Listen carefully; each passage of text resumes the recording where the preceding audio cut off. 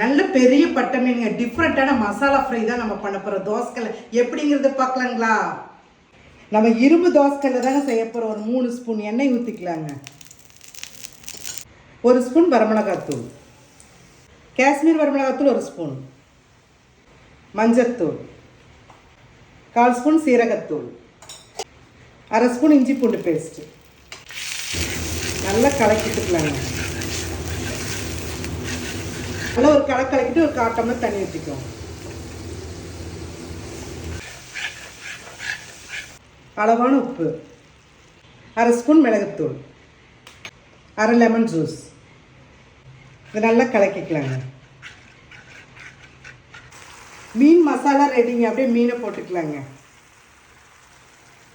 சின்னதை வச்சு அப்படியே திருப்பி போடுங்க.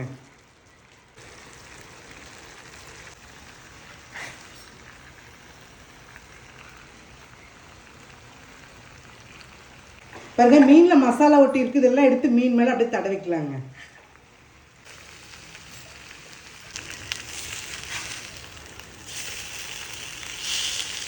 பெரிய வெங்காயத்தை நல்லா சன்னமாக அறுத்துருக்குங்க. அப்படியே மேலால் போட்டுக்கலாங்க.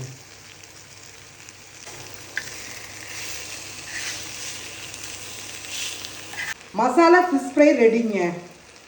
இதை அப்படியே எடுத்து இலையில வச்சுருக்குறாங்க. பார்க்கவே எனக்கு எப்படா சாப்பிடணும் போல தோணுதுங்க.